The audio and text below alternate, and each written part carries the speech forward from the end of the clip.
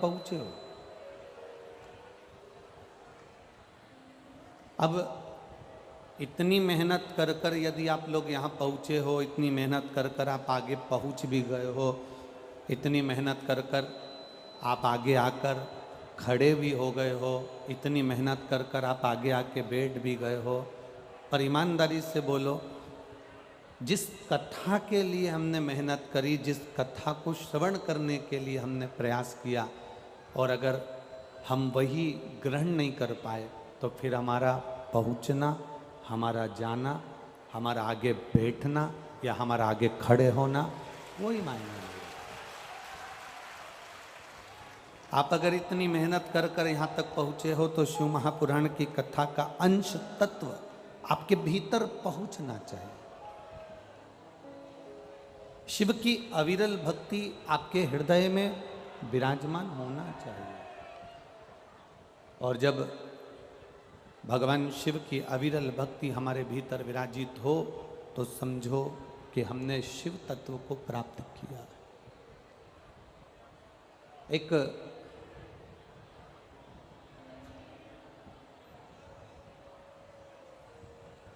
दीपक अगर जलता है, उसमें बाहर की अगर हवा लगेगी ना तो वो दीपक को बुझा देगी।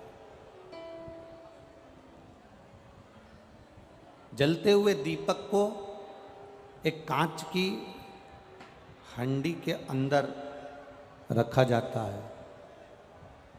जलते हुए दीपक को एक कांच की हंडी के अंदर रख देते हैं जिससे वो दीपक बुझे नहीं, जिससे वो दीप बुझे ना। हम क्यों कथा के पंडाल के अंदर जाकर बैठते हैं, हम क्यों मंदिर के अंदर जाकर बैठते हैं? दुनिया के लोग ताना देने वाले, कमेंट्स करने वाले, अपशब्द कहने वाले तो आपसे कह देते हैं मंदिर में जाकर क्यों बैठते हो, शंकर जी के मंदिर में क्यों जाते हो, राम जी के मंदिर में क्यों जाते हो, कृष्ण के मंदिर में क्यों जाते हो, शिव महापुराण की कथा में क्यों बैठते हो, क्यों सुनते हो कथा, क्यों जाते हो पंडाल में, क्यों जाते हो मंदिर में, क्यों जाते हो तीर्थ में, क्यों जाते हो गुरु की शरण में, क्यों जाते हो पवित्र नदियों का स्नान करने के लिए? ये दुनिया के लोगों को नहीं मालूम कि दीप जलता है तो उस पर हंडी रख दी जाती है कांच की, जिससे वो दीप बुझे ना, बाहर की हवा से वो बुझे ना, इसलिए उस पर हंडी रख दी जाती है। तो ये शिव महापुराण का पंडाल नहीं, मंदिर नहीं, देवालय नहीं, ये इस शरीर की हंडी है जिसके अंदर ये बैठा हुआ है। और ये शिव पुराण रूपी हंडी के अंदर जो जाकर बैठ गया, एक बार उसके अंदर अगर दीप प्रकट हो गया, मंदिर में जाकर, शिवालय में जाकर, देवालय में जाकर, भगवान की भक्ति में जाकर, तीर्थ में जाकर, पवित्र नदियों के स्नान में जाकर जो बैठा है वो अपने आप को ये समझे कि मैं जलता हुआ दीप हूं, दुनिया को प्रकाशित करने वाला मैं पुंज, मैं दीप हूं, और मेरे जलने से, मेरे प्रकट होने से, मेरे प्रज्वलित होने से दुनिया को प्रकाश मिल रहा।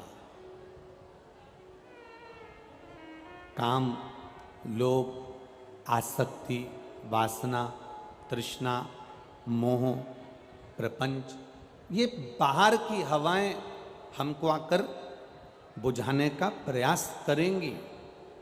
कोई कोई मित्र ऐसा मिल जाएगा आपको, आप मंदिर जाते हो, आप भगवान की भक्ति में लगे हो, कोई कोई मित्र ऐसा मिल जाएगा आपको, कोई कोई ऐसा प्राप्त हो जाएगा आपको, वो आपको कहेगा मंदिर में जाकर क्या करोगे, चल अभी अपन घूम कर आते हैं, चल गाड़ी में बैठ आगरा से आते हैं, चल घूम कर आते हैं थोड़ा सा, चल फिरोजाबाद तक चलते हैं, चल कानपुर तक चलते हैं, चल लखनऊ तक चलते हैं। एक मित्र ऐसा मिलेगा, आप मंदिर जाना चालू करेंगे, आप भगवान के भजन करना प्रारंभ करेंगे, आप भगवान की भक्ति में जाना प्रारंभ करेंगे, कोई ना कोई तुम्हारे अड़चन डालने के लिए ऐसा मिल जाएगा कि आपकी भगवान की भक्ति, आपका भजन, आपका कीर्तन, आपका मंत्र जाप धीरे धीरे धीरे धीरे वो उसके सत्संग में, उसके संगत में आकर वो आपको छुड़वा देगा।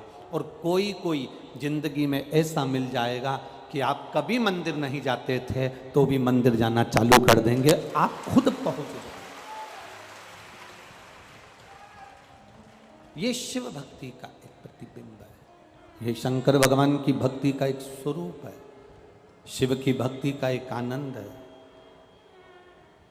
और तेरी कृपा बिना न हिले एक भी अणु, लेते हैं श्वास तेरी कृपा से तनो तनो। हे गंगाधार मुक्ति द्वार ओमकार तू, बोले ओमकार तू, आयो शरण तिहारी शंभु तार तार तू। शरीर में अगर बीमारी है, देह में अगर बीमारी है, शरीर में अगर रोग है, देह में अगर रोग है, शरीर में अगर बीमारी है, देह में अगर बीमारी है, तो उसका इलाज डॉक्टर के पास है। डॉक्टर उस बीमारी का इलाज कर सकता है। शरीर में अगर बीमारी है, देह में अगर बीमारी है, तो उसका इलाज डॉक्टर कर सकता है। पर अगर मन में बीमारी है तो इसका इलाज तो केवल महादेव ही कर सकता है, दूसरा कोई नहीं कर सकता। बोल बम का नारा है, बाबा एक, सारी समस्या का हल। ये बाहर की बीमारी, देह की बीमारी, शरीर की बीमारी, ये शरीर की बीमारी का इलाज डॉक्टरों के पास है। देह की बीमारी का इलाज डॉक्टरों के पास में रहेगा, पर मन की बीमारी का इलाज किसी के पास नहीं। अगर होगा तो मेरे देव अधिदेव महादेव के पास होगा, वहां जाकर बैठोगे, मन की बीमारी दूर होगी। मन की बीमारी दूर होगी। कितना पाप में लिप्त रहता है ये शरीर। कुत्ता मरता है ना, तो उसको कपड़े से कोई नहीं ढाकता। मैनपुरी में कोई ढाकता है क्या? जम के बोलो। पशु मरता है तो उसको कपड़े से कोई नहीं ढाकता। पक्षी मरता है, उसको कपड़े से कोई नहीं ढाकता। हाथी मरा, उसे कपड़े से कोई नहीं ढाकता। कोई जानवर मरा, उसे कपड़े से कोई नहीं ढाकता। कोई चूहा मरा, उसे कपड़े से कोई नहीं ढाकता। पशु पक्षी जानवर कोई भी मरे, उसे कपड़े से कोई नहीं ढाकता। केवल एक मनुष्य जब मरता है तो इसको कपड़े से ढाका जाता है, केवल एक मनुष्य को। और ये मानव को कपड़े से क्यों ढाकते हैं? क्योंकि इसने जिंदगी में बचपन से लेकर मरते तक इतना झूठ बोला होता है, इतना पाप करा होता है कि इसके पाप को छुपाने के लिए इसे कपड़े से ढाक कर शमशान तक ले जाया जाता है। पाप में लिप्त रहता, झूठ में लिप्त रहता, आसक्तियों में लिप्त रहता, वासना में लिप्त रहता, तृष्णा में लिप्त रहता, आसक्तियों में फंसा होता।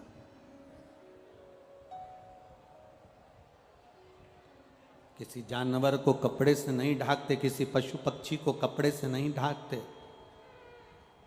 पर मनुष्य को कपड़े से ढाकना पड़ता है। क्योंकि इसने इतना जिंदगी में आने के बाद अगर इसने कोई सत्कर्म कराए। आप संत को देखना, आप साधु को देखना, कोई बहुत पहुँचे हुए जो संत होते हैं ना, उनको कपड़े से ढकने की जरूरत नहीं पड़ती, उनको तो लोग सुलाकर भी नहीं ले जाते, उनके लिए तो एक बैकुंठी बनती है, बैकुंठी पर उनको बिठाते हैं, उनको सुलाते नहीं हैं, बिठाते हैं, और बिठाकर उन्हें कपड़े से ढकने की जरूरत नहीं पड़ती। जिस चादर को वो ओढ़े रहते हैं उसी चादर को ओढ़ाकर उनको बैकुंठी पर बिठाकर लेकर फिर जाते हैं। अर्थात क्योंकि उन्होंने सत्य का जीवन जिया है, उन्होंने सार्थक जीवन जिया है, उन्होंने सात्विक जीवन जिया है, उन्होंने भक्ति का जीवन जिया।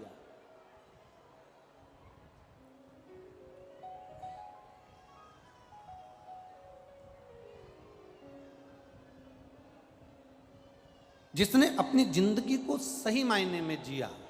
देखो, परिवार में एक सदस्य ऐसा होता है जो पूरे परिवार के लिए बहुत कुछ करता है। भगवान ऐसे व्यक्ति को प्रत्येक घर में गिफ्ट के रूप में भेजता है। हर घर के अंदर एक व्यक्ति ऐसा होगा जो पूरे परिवार के लिए, कुटुंब के लिए, घर के एक एक सदस्य के लिए, चाहे वो बहन हो, बेटी हो, नाते हो, रिश्ते हो, कुटुंब हो, कबीला हो, सबके लिए वो आगे बढ़कर करता है। पर जो व्यक्ति भगवान ने सबके लिए भेजा है, जो सबके लिए करता है, सबके लिए आगे बढ़ बढ़कर, कोई माता ऐसी होती है, कोई भाई ऐसा होता है, कोई भाभी ऐसी होती है, कोई बहू ऐसी होती है, कोई माता पिता ऐसे होते हैं, कोई काका काकी ऐसे होते हैं, कोई मौसा मौसी ऐसे होते हैं, कोई मामा मामी ऐसे होते हैं, कोई जीजी जीजा ऐसे होते हैं, कोई नाना नानी ऐसे होते हैं। जो कोई एक घर में एक व्यक्ति ऐसा होता है जो सबके लिए, परिवार में सबके लिए, घर के लोगों के लिए करता है।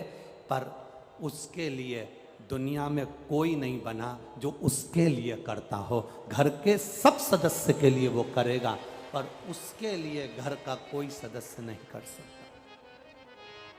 ये रीति आज की नहीं, ये रीति पुरानी है। एक पानी की बाल्टी में रस्सी बांधकर कुएं के अंदर, बावड़ी के अंदर उसको नीचे उतारो, वो बाल्टी पानी खींच खींच कर लेकर आती है, खींच खींच कर लाएगी, 10-10 बाल्टियों को भर देगी, 10-10 हंडों को भर देगी, 10-10 पानी की बाल्टियों को भर देगी। पर वो जो बाल्टी है, उस बाल्टी को कोई नहीं भरता, वो बाल्टी खुद जाती है और खुद नीचे से भरकर ऊपर आती है। उस बाल्टी को किसी में इतनी सामर्थ्यता नहीं कि कुएं से पानी लेकर आने वाली बाल्टी को कोई दूसरी बाल्टी भर दे, उसको खुद भरना पड़ता है। घर में कोई सदस्य एक ऐसा होता है जो सबके लिए करता है, सबके लिए जीता है, पर उसके लिए कोई नहीं होता। तब उसके लिए मेरा भोलेनाथ, मेरा बाबा विश्वनाथ होता है, मेरा शंभू, मेरा त्रिकालदर्शी, मेरा कैलाशी, मेरा अविनाशी, मेरा केदारनाथ, मेरा महाकाल, मेरा भीमा शंकर, मेरा वैद्यनाथ, वो स्वयं उसके लिए होता है। अरे सब मतलब के यार हमने देख लिया संसार हमने देख लिया। झूठे नाते झूठे रिश्ते, झूठे नाते झूठे रिश्ते, अरे झूठा है संसार हमने देख लिया। सब मतलब के यार हमने देख लिया। एक बाल्टी सब बाल्टियों को भर देती है, कुएं में से पानी निकाल निकाल कर, पर उस बाल्टी को कोई भरने वाला नहीं होता। वो बाल्टी खुद जाती है नीचे और फिर भर कर आती है, क्योंकि उसमें इतना बल होता है कि वो स्वयं परमात्मा के सहारे पर जीता है और परमात्मा के सहारे पर ही रहता है, उसके भरोसे, उसके साथ। और मेरे बाबा दया करना, मैं तेरे भरोसे हूँ। भोले बाबा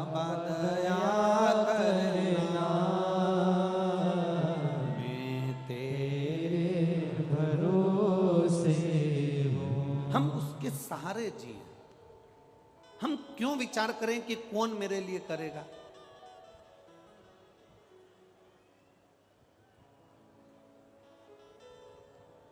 हमने जोड़ा, अपने हाथों से जो तुमने दान कर लिया, अपने हाथों से जो तुमने पुण्य कर लिया, अपने शरीर की इंद्रियों के द्वारा जो तुमने भजन कर लिया, वो तुम्हारा है। जो तुम छोड़कर चले गए वो तुम्हारा नहीं है। ये माताएं जो होती है ना, छोटे छोटे बच्चे को लंगोट पहनाती हैं। हमारे यहाँ पर उसको पुंथरिया भी कहते हैं। छोटी सी कपड़ा माए उसको पहनाती है। बच्चे को जन्म लिए बच्चे को माँ जो लंगोट पहनाती है, उसमें कितनी जेब होती है? उसमें कोई जेब होती है क्या? जम के तो बोलो, नहीं होती। एक माँ जन्म लिए बच्चे को जो पुंथरिया पहनाई है, जो लंगोट पहनाई है, उसमें जेब नहीं होती।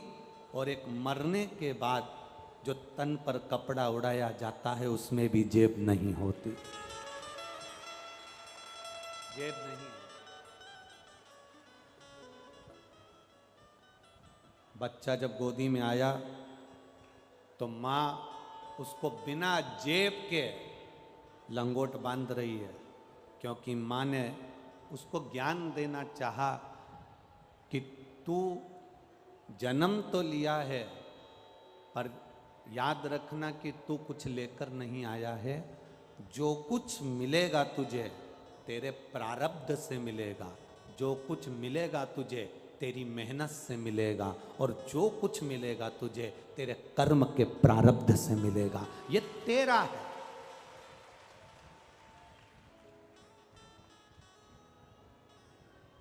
और कई लोग कहते हैं कि यहां से जाएगा, जब मुट्ठी बांधे आया जग में हाथ पसारे जाएगा।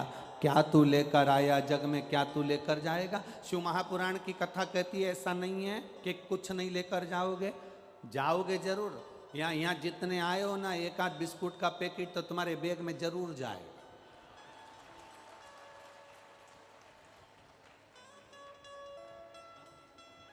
भले तुम हमारे सामने मुंडी हिला दो कि नहीं हम तो कुछ नहीं ले जाएंगे, हम तो कुछ नहीं ले जाएंगे, बिस्कुट का पैकेट नहीं जाएगा, तो यहाँ पर जो पानी गिरा उसकी एक बूंद चिपक कर तुम्हारे साथ जाएगी। जो रज है, मिट्टी है, वो तुम्हारे साथ चिपक कर जाएगी। और सुनो, दुनिया के लोग कह दे कि मरने के बाद कुछ भी तुम्हारे साथ नहीं जाता। शिव महापुराण की कथा कहती है, तुमने जो भूखे को भोजन कराया, प्यासे को पानी पिलाया, किसी को कोई अच्छा कर्म किया, किसी की सेवा कर दी, तुमने जो अपना पुण्य कमाया है वो तुम्हारे साथ जाने वाला है, कोई दूसरे के साथ नहीं जाएगा। तुम्हारा पुण्य तुम्हारे साथ। ये बनखंडेश्वर महादेव समिति कमेटी, जो ये बनखंडेश्वर महादेव कमेटी जो ये कथा का आयोजन आयोजित करी, और मुख्य यजमान श्री रानेश जी चौहान जी और श्रीमती अंजू जी चौहान जी जो इसके जजमान बने हैं। इस समिति, हमने पहले भी जब ये समिति, हम व्यासपीठ से हमेशा कहते रहते हैं कि चिंता कर कर कभी भी शिव महापुराण की कथा मत करना, क्योंकि शिव पुराण की कथा किसी की सामर्थ्यता नहीं है कि कोई करा ले। शिव महापुराण की कथा तो केवल देवाधिदेव महादेव ही करा सकते हैं और कर सकते हैं। ये किसी की सामर्थ्यता नहीं।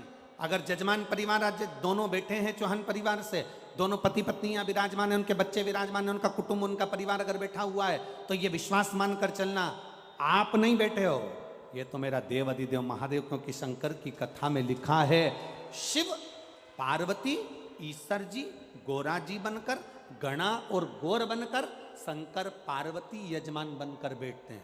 रामचरितमानस की कथा होती तो जजमान होते, श्रीमद् भागवत की कथा होती राजा परीक्षित जजमान होते, विष्णु पुराण की कथा होती सूत सोनक का संवाद में यजमान होते। जितनी पुराणे होती हैं सबका यजमान होता है, केवल एक शिव महापुराण ऐसी होती है जिसका यजमान अगर बैठता है तो वो शंकर और पार्वती के स्वरूप में बैठता है।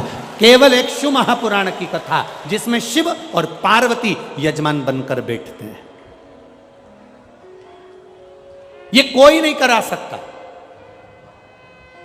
घर में बारात में 50 मेहमान आते हैं और 50 मेहमान आते हैं तो टेंशन रहती है। यहाँ 7 दिन तक 7-7, 8-8 लाख, 9-9 लाख, 7-7 लाख भक्त आते हैं तो चिंता महादेव को रहती है, यहाँ कोई दूसरे को नहीं।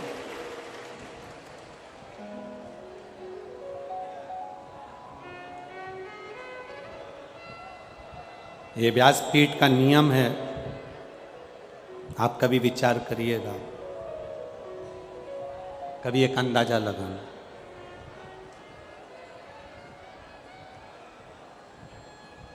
शिव महापुराण की कथा का कभी एक प्रयोग अपनी जिंदगी में कर कर देखना। एक भंडारा, जिस भंडारे में आटा, चावल, दाल, शक्कर, सब्जी, तेल, घी सब भर के रख दो, सब भर के रख दो, और उस भंडारे का आनंद मेरे शिव महापुराण की कथा में मेरे बाबा से तुम कभी एक प्रयोग कर कर देखना। जहाँ शिव पुराण की कथा होती हो वहाँ भंडारा जो भरा होता है, बाबा की कथा पूरी हो जाती है, भक्त चले जाते हैं, भंडारा दुगना तिगना उतना कि उतना ही भरा मिलेगा, खाली नहीं मिलेगा। शिव का भंडारा कभी खाली नहीं मिलेगा तुम्हें। जितने आटे की बोरी, जितने चावल की बोरी, जितने शक्कर की बोरी, जितना पोहा की बोरी, जितना सामान है, आलू की बोरी, सब्जी की बोरियां उतनी की उतनी बढ़ती चली जाएगी, पर खाली नहीं होगी, क्योंकि मेरा शंकर अकेला नहीं आता। इतने भक्तों का पेट भरने के लिए पहले वो काशी में से अन्नपूर्णा को रवाना कर देता है कि जाकर वहां पेट तुझे भरना है, वहां जाकर पेट तुझे भरना है। बस निवेदन एक ही है, भक्तों के पेट भरने की जवाबदारी मेरे महादेव ने ले रखी है, पेटी भरने की जवाबदारी मेरे महादेव ने नहीं ली है। पेट भर देगा, तुम्हें खाली नहीं। एक पत्र आया है, देखिए किसी ने लिखा,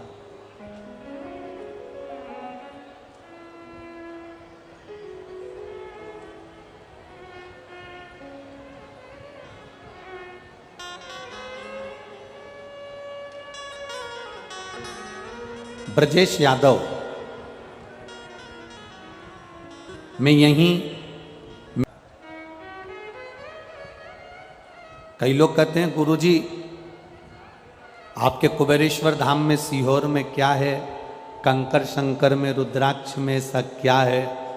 हम उनसे कहना चाहेंगे हमें तो नहीं मालूम कि उसमें क्या है, पर इतना जरूर मालूम है कि जो एक बार कुबेरेश्वर धाम की धरा पर आता है वो 3 महीने में वापिस पहुंच जाता है, ये तो जरूर पक्का है, ये वहां की रीत है। कुबेरेश्वर धाम के रुद्राक्ष में क्या है हमें नहीं मालूम, पर उसके उस रुद्राक्ष का एक आनंद ये जरूर है। आप दुनिया के कितने रुद्राक्ष तुम्हारे पास में हो, उसको पानी में डालकर रखना, वो थोड़े दिन में बदबू मारेंगे और गल जाएंगे, टूट जाएंगे, सड़ जाएंगे। पर कुबेरेश्वर धाम का जो रुद्राक्ष होता है उसको रोज पानी में गलाओ, रोज शंकर जी को चढ़ाओ, रोज उसका आचमन करो। वो जैसा है, जैसी उसकी सुगंध है, जैसा उसका आनंद है, वो जिंदगी भर वैसा की वैसा रहता है, उसमें कुछ नहीं होता, क्योंकि वो शंकर कंकर की धरा का है, कोई साधारण नहीं है वो।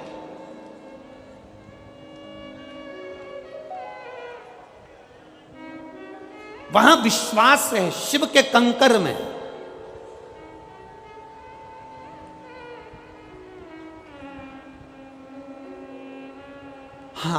ये जरूर है, बाबा की भूमि है कंकर संकर की। अभी मंदिर का निर्माण चल रहा है, भवन का निर्माण चल रहा है, धर्मशाला का निर्माण चल रहा है, एक बड़ी गौशाला का निर्माण चल रहा है। ये सब धीरे धीरे बाबा के हाथ में है, बाबा कराने वाला है, ये उसके हाथ में और वो कराए।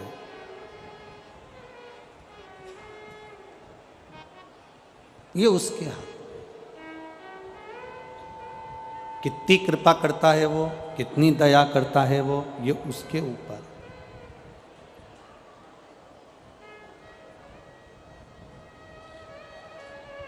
आपकी और हमारी सामर्थ्यता नहीं कि हम कुछ कर सकें। और यहां बैठे हुए जितने भी भक्त हैं, जितने कार्यकर्ता इस वन खंडेश्वर कमेटी के हैं और यजमान परिवार हैं, कभी अपने मुख पर ये लेकर मत आना कि हमने इस शिव महापुराण की कथा को करवाया।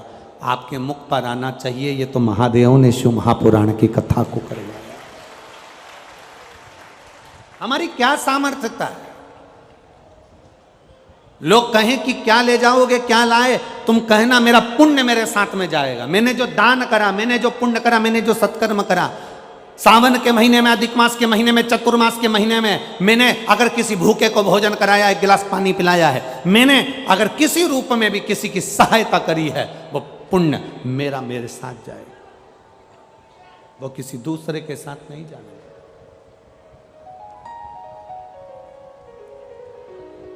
हमारा करा गया कर्म हमारा। बाणासुर शिव का उपासक, एक काम था उसका, बाणासुर का, एक बेलपत्री को शंकर भगवान पर समर्पित करता था।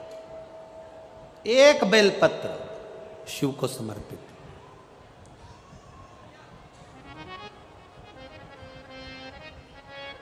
एक सोने का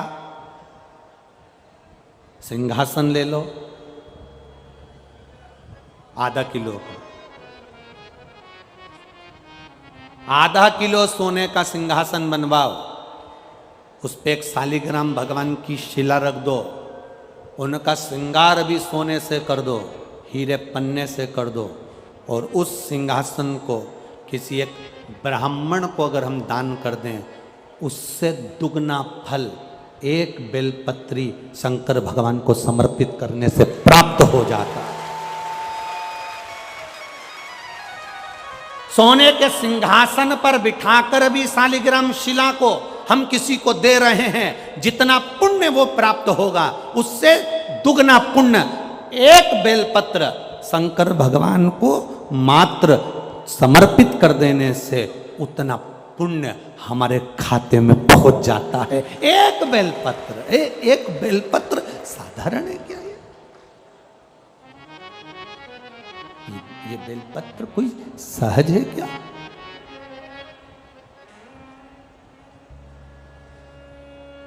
चौसठ देवियां योगनियां, ब्रह्मा विष्णु महेश, 33 कोटि देवी देवता सब इस बेलपत्र के अंतर्गत विराजमान है। इस बेलपत्र में बारिश का मौसम चल रहा है, सावन भादो, ये सब बारिश के मौसम है। आप जिंदगी में एक काम अच्छा करिएगा, अपनी इस मनुष्य की देह से एक बेलपत्री का वृक्ष कहीं ना कहीं जरूर लगा देना, जिससे आप संसार से भले चले जाओ पर आपके द्वारा वृक्ष पृथ्वी पर रहे और उसकी पत्ती टूटकर महादेव को चढ़ती रहे, तो हमारी जिंदगी सार्थक हो। एक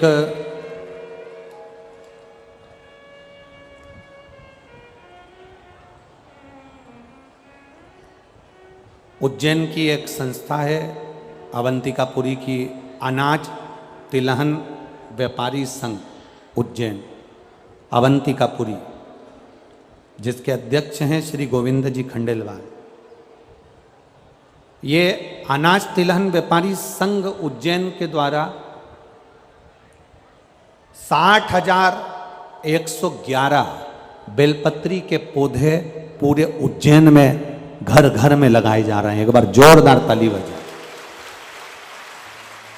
और धन्यवाद दूंगा संपूर्ण भारत की जैन समाज को, संपूर्ण भारत के जैन समाज जिसमें तरुण सागर जी क्रांति मंच को धन्यवाद दूंगा, जो तरुण सागर जी महाराज जिन्होंने अपने कड़वे प्रवचन से पूरे भारत की भूमि को नहीं देश और विदेश को सम्मान दिलाया है।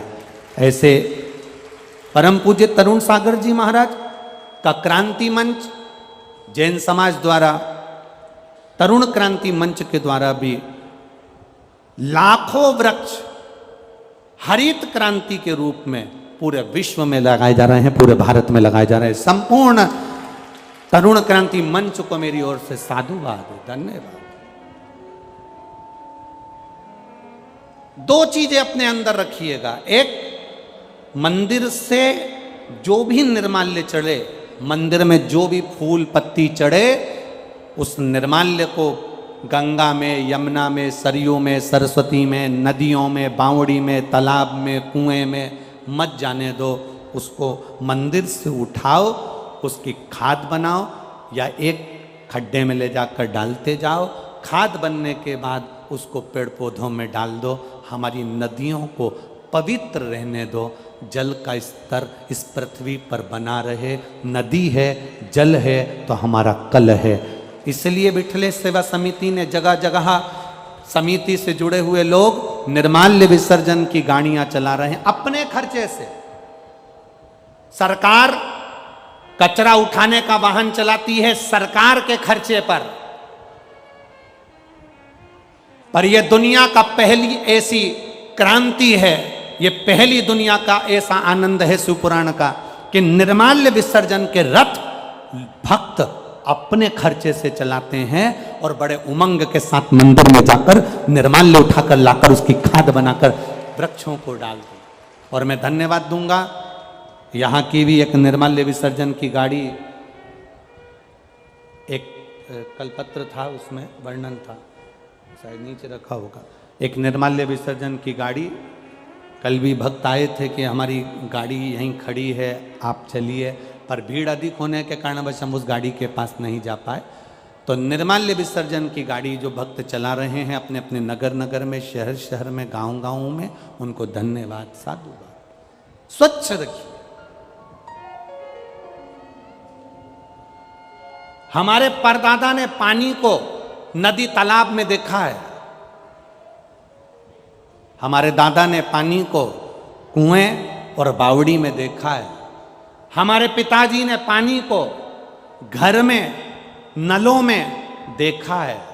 हमने पानी को बोतल में देखा है। 2-4 पीढ़ी और आएगी ना तो पानी को फोटो में देखेगी, केवल फोटो। उस पानी को रक्षित करें। एक वृक्ष बेलपत्री का अवश्य लगाएं और कहीं ना कहीं अपने हाथ से एक पौधा अवश्य लगाएं, जिससे आने वाले समय में ये पूरी पृथ्वी हरी बनी रहे। और जो कोरोना काल में ऑक्सीजन की जो कमी पड़ी थी, अगर आपने वृक्ष लगाया तो जिंदगी में अगर कोई बीमारी भी आ गई ना तो हमको ऑक्सीजन की कमी ना पड़े और ये वृक्ष हमारा साथ दे जाए। ये वृक्ष हमारा साथ। बाणासुर का एक नियम था। बाणासुर का एक नियम बड़ा भारी था। एक बेलपत्र शंकर भगवान को समर्पित करना, शिवलिंग का निर्माण करना, बेलपत्र समर्पित करना। सारी तप साधना व्रत का पुण्य है एक बेलपत्र शिव को समर्पित करना। पहले शुरू में जब हमने शिव महापुराण की कथा वाचना प्रारंभ करी थी, अब तो जितने भी वक्ता हैं बाबा की कृपा से ऐसी क्रांति है शिव पुराण की आई कि सब अब शिव पुराण बाँचने लगे। जब हमने शुरुआत में जब शिव पुराण की कथा बाँचना प्रारंभ करी थी, उस समय पर शिव पुराण कोई ना बाँचता था। शिव पुराण की कथा जब बाँचना प्रारंभ करी, जब हम व्यासपीठ से कहते थे कि एक बेलपत्र चढ़ी हुई खाइए, वो शुगर, बीपी, थायराइड, सोरासिस, गठिया, हार्ट, ये सब में काम करेगी। तो लोग हंसते थे, बहुत कमेंट्स करते थे, बहुत आड़ा टेढ़ा बोलते थे, बहुत बोलते थे। शंकर भगवान पर चढ़ा हुआ बेलपत्र खिला रहे हो, शिव जी पर चढ़ी हुई तो कोई वस्तु नहीं खाना चाहिए, शंकर भगवान पर चढ़ा हुआ कोई सामान नहीं लेना चाहिए। बहुत कमेंट्स करते थे लोग, आप शब्द बोलते थे, ताने देते थे, गालियां देते थे। आज भी दुनिया के कई लोग ऐसे हैं कि आज भी बोलने में पीछे नहीं हटते। तो हमारा निवेदन, धीरे धीरे लोगों ने इस बेलपत्र को खाना चालू करा, शुगर, बीपी, थायराइड सब उनका ठीक होना चालू हुआ। तो फिर साइंस के लोगों ने भी रिसर्च करा कि इस बेलपत्री में ऐसा क्या है जिससे लोगों की शुगर, बीपी, थायराइड, सोराइसिस सब ठीक हो रहा है। तब मालूम पड़ा कि एक बेलपत्री में वो तत्व छुपा हुआ है जो हमारे शुगर के अंदर के सारे तत्वों को समाप्त कर कर शुगर को लेवल में लाकर खड़ा कर देता है और बीपी को लेवल में लेकर आ जाता है। एक बेलपत्र, एक बेलपत्र।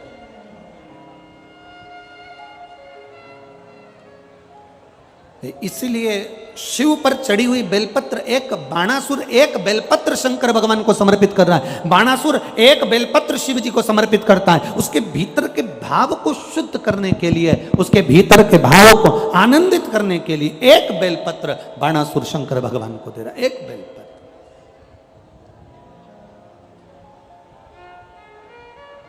फिर निवेदन करेंगे, आपके पास में बेलपत्र नहीं है, मंदिर चले गए हो, बेलपत्र नहीं आपके पास में, मंदिर में जो बेलपत्र चढ़ी हुई हो उसको उठा लो, धो लो, बाबा से विनती कर कर वही बेलपत्र देवाधिदेव महादेव को वापस समर्पित कर दो। शिव उसे स्वीकार कर लेंगे, शंकर उसे।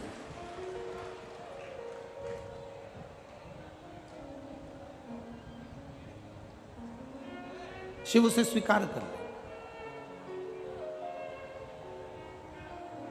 शंकर उसे। और फिर अच्छे से सुनिएगा, अगर मान लो बेलपत्र भी नहीं है, मान लो बेलपत्र भी नहीं है, कोई पुष्प भी नहीं है, चढ़ाने के लिए एक लोटा जल भी नहीं है,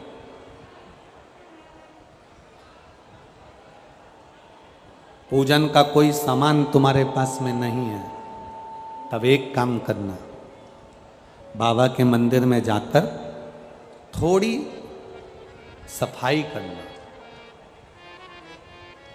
थोड़ा साफ कर देना मंदिर को। बहुत सारे दिए लगे हों तो दिए को उठाकर एक साइड रख देना।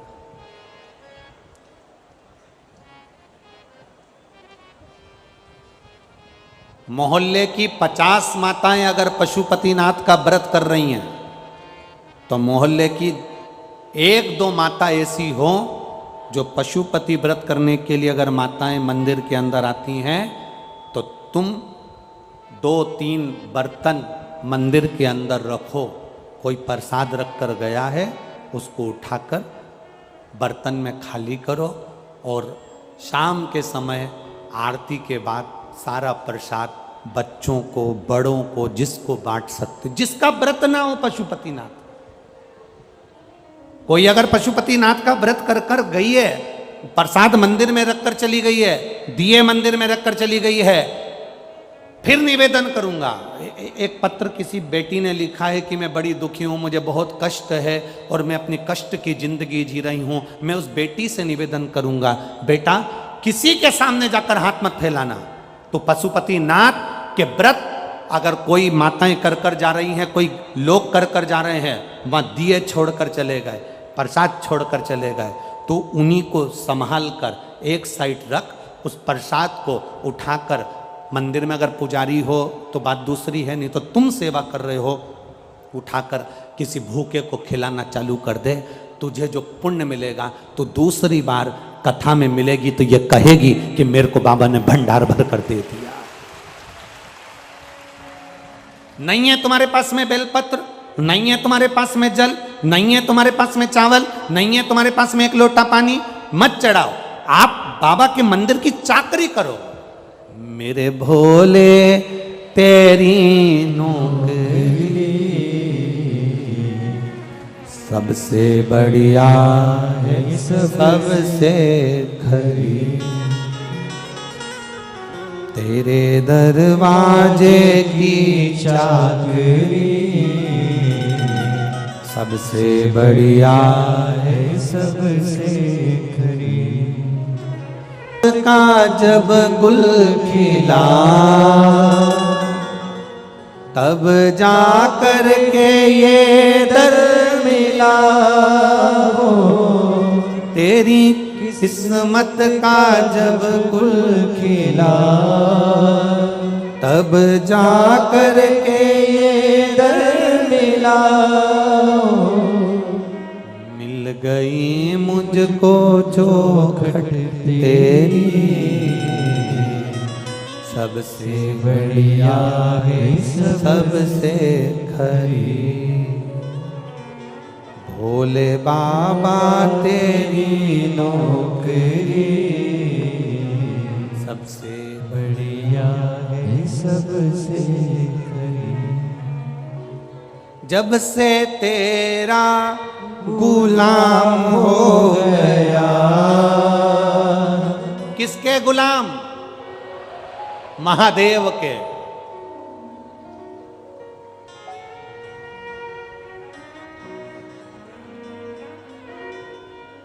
बहुत सारी कथाएं तो हम व्यासपीठ से कहना नहीं चाहते, नहीं तो कह देना तो लोगों को बड़ा बुरा लग जाता।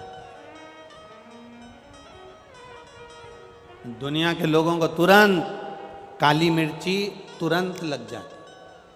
जितनी बार हम अभिषेक करवाते हैं उतनी बार काली मिर्ची तो लगती है लोगों को, पर अलग से भी लग जाती है। इस चक्कर में हम बहुत सारी बातें तो कहते नहीं हैं, हम बहुत सी चीज़ें नहीं कहते। हम इतना जरूर कहना चाहेंगे, आप दूसरे का झंडा उठाकर चलते हो, दूसरे की जय जयकार कर कर चलते हो, दूसरे की गुलामी कर कर चलते हो, एक बार मेरे महादेव की कावड़ उठाकर उसका जय जयकार कर कर उसकी गुलामी कर कर देखना। एक बार उसकी गुलामी कर कर देखो। दूसरे की गुलामी करोगे, उसको पद मिल गया, प्रतिष्ठा मिल गई, तुम्हें 5 मिनट में भूल जाएगा। कौन? ऐसे ढेर आते हैं, कौन? हम नहीं पहचानते हैं। जब तक पद प्रतिष्ठा नहीं तब तक जानेंगे। पद प्रतिष्ठा मिली गया, पर मेरा महादेव जल चढ़ाने वाले को, मेरा महादेव सेवा करने वाले को कभी नहीं भूलता, उसको गले से लगा लेता है और जिंदगी सवार देता है। वो मेरा महादेव है। जब से तेरा गुलाम हो गया, तब से मेरा भी नाम हो गया हो।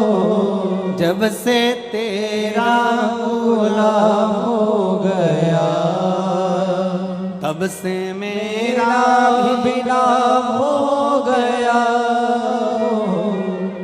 जिस भूमि पर कुबेरेश्वर धाम है, जिस भूमि पर कुबेर बाबा का यह मंदिर है, जिस भूमि पर कुबेरेश्वर धाम का कंकर शंकर है, ये कुबेरेश्वर धाम सीहोर का जंगल के अंदर था। कोई नहीं जाता था, अंधेरा हो जाता था, वहां कोई पहुंचता नहीं था, गाड़ियां भी नहीं जाती थी, क्योंकि मेन रोड से, हाईवे से अंदर कौन जाता?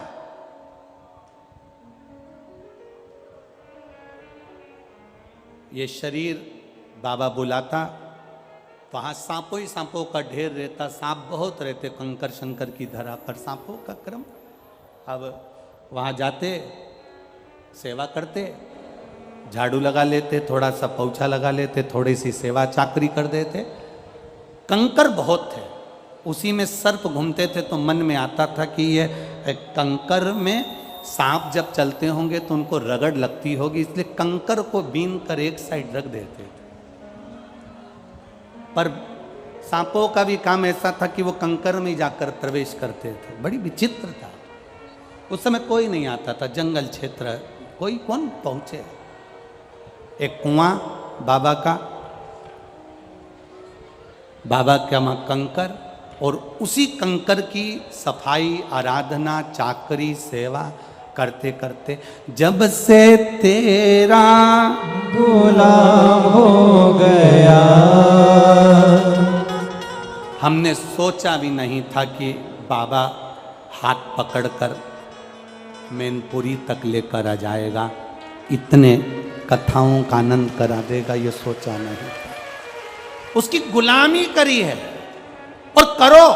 ठाठ से कहना, अगर कोई तुमसे पूछे किसके गुलाम हो, किसके नौकर हो, किसकी नौकरी करते हो, तब छाती ठोक कर कहना मेरे काल अधिपति महाकाल की नौकरी करता हूं, मेरे कुबेर भंडारी की नौकरी करता हूं, मेरे कुबेरेश्वर धाम की नौकरी करता हूं, उसकी चाकरी करता हूं, उसकी सेवा करता हूं।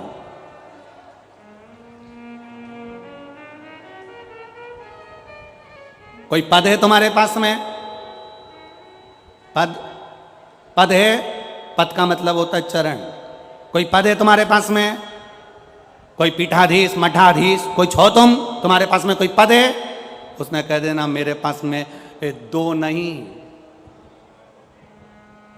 मेरे पास 2 नहीं, मेरे पास तो 8 पद रखे हैं। 2 मेरे भोलेनाथ के, 2 मेरी माता पार्वती के, 2 मेरे गणेश जी के, 2 मेरे सदानंद कार्तिकेय के, 8 पद मेरे पास में हैं। और जिसके पास में शंकर भगवान के पद होते हैं उसको पद की जरूरत नहीं पड़ती, उसकी प्रतिष्ठा खुद बढ़ती है। पद नहीं, प्रतिष्ठा बढ़ना चालू हो जाती। कालाधिपति के चरण पकड़े हैं जिसने, शंकर के चरण पकड़े हैं जिसने, जब से तेरा गुलाम हो गया, तब से मेरा भी नाम हो गया, जब से तेरा सब गुलाम हो गया, तब से मेरा भी नाम हो गया, वरना औकात क्या थी मेरी, वरना औकात क्या थी मेरी, सबसे बढ़िया है सबसे खरी। क्या औकात थी? बाणासुर के पास में था क्या? लंका के राजा रावण के पास था क्या? भस्मासुर के पास था क्या? अंधकासुर के पास था क्या? क्या था? ऐसा कौन है?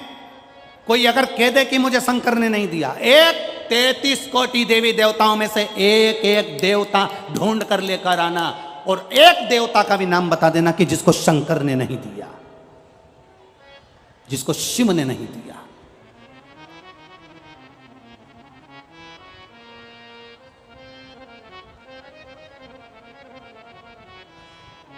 राजा अच के घर में दशरथ जैसे बेटे दिए, राजा दशरथ के घर में राम जैसा बेटा दिया, राजा राम के घर में लवकुश जैसे बेटे दिए। ये उसकी ही तो कृपा है, और कौन देता?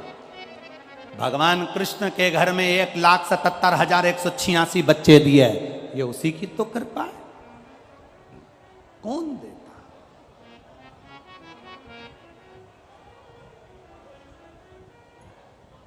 कितना एक लाइन आरती की आप लोग गाते हो ना, माँ,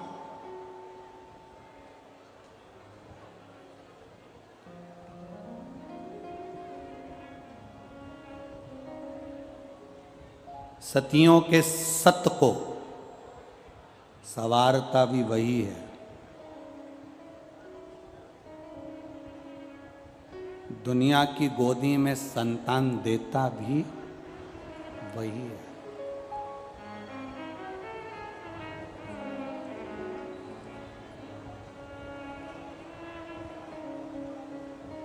सब कुछ दिया उसने।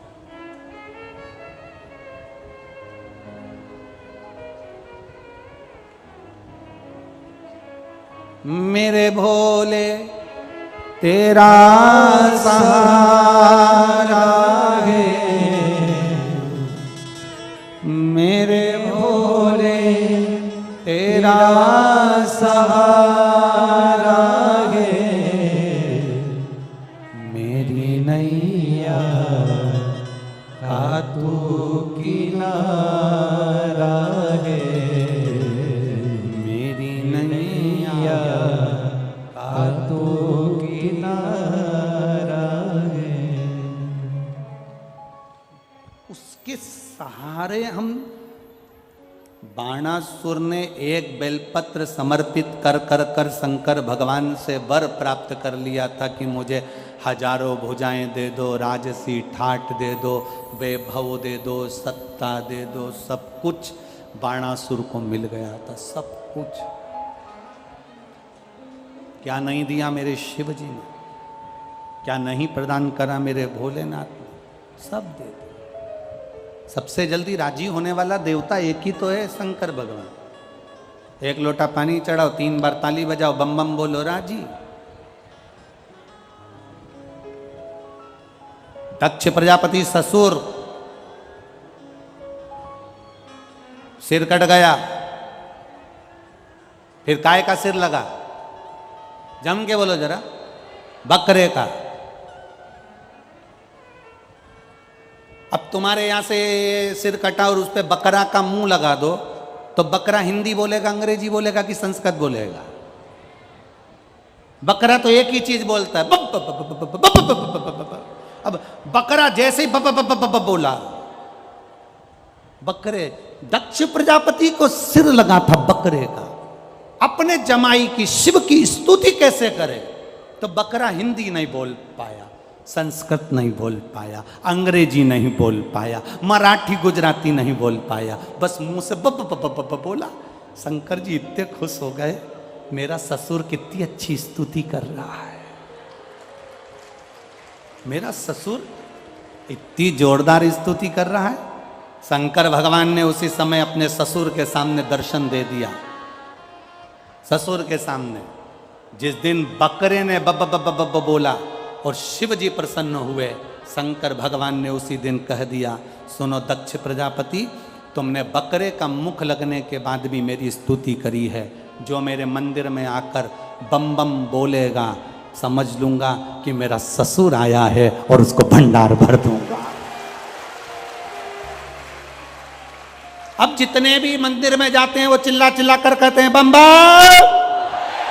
भोले, तो शंकर भगवान समझ जाते हैं मेरा ससुर आया। अब कई माताएं भी बोलती है बम बम भोले, तो शंकर भगवान समझ जाते हैं कि सास भी साथ में आई। तो उसमें मेरा वो घरदानी तो रिश्ते बनाने में नंबर 1, संबंध अच्छे। अब तुम्हारा और शंकर जी का रिश्ता कौन सा हो गया? ससुर और दामाद का। बोलो सही है गलत है? भगवान से रिश्ता बहुत करीब का बनाकर रखना, बहुत करीब का।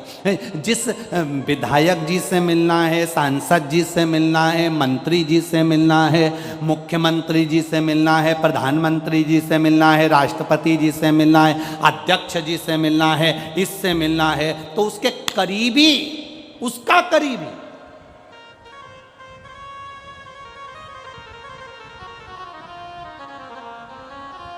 तुम जाओ किसी के यहाँ, मंत्री संतरी कलंतरी के यहाँ पहुंचो और जाकर कहो, अंदर जाकर बोल दो भेरू सिंह आया है।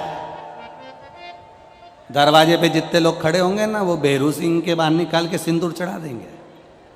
चलो निकलो बाहर, निकल जाओ यहां से बाहर। अरे जाकर तो बोलो भेरू सिंह आया है।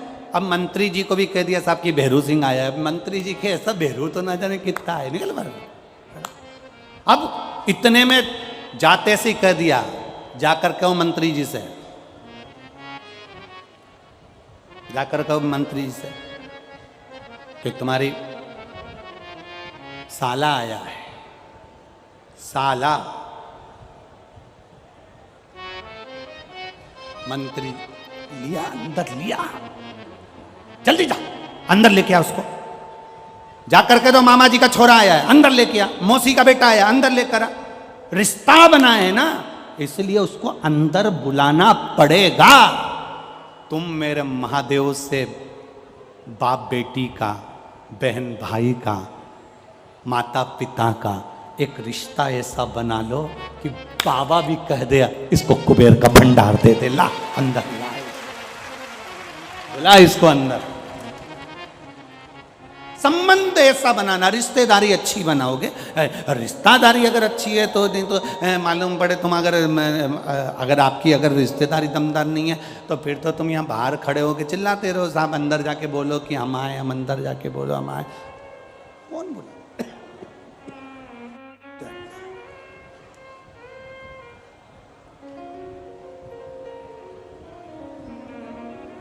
उससे संबंध अच्छे बने।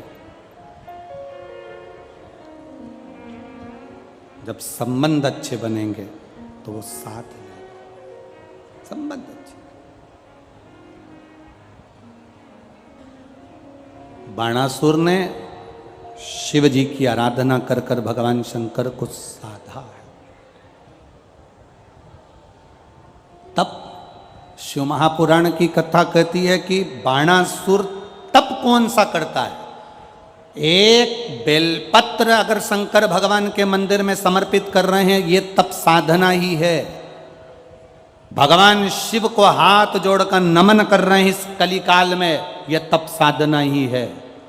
किसी भूखे को भोजन करा रहे हैं, यह तप साधना है। किसी प्यासे को पानी पिला रहे हैं, यह तप साधना है।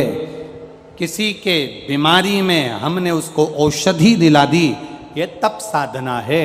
कोई पढ़ना चाहता है, उसकी एजुकेशन के लिए हमने थोड़ा खर्च कर दिया, ये तप साधना है। ये तप साधना व्यक्ति के जीवन की एक आनंदमय साधना, आनंदमय साधना।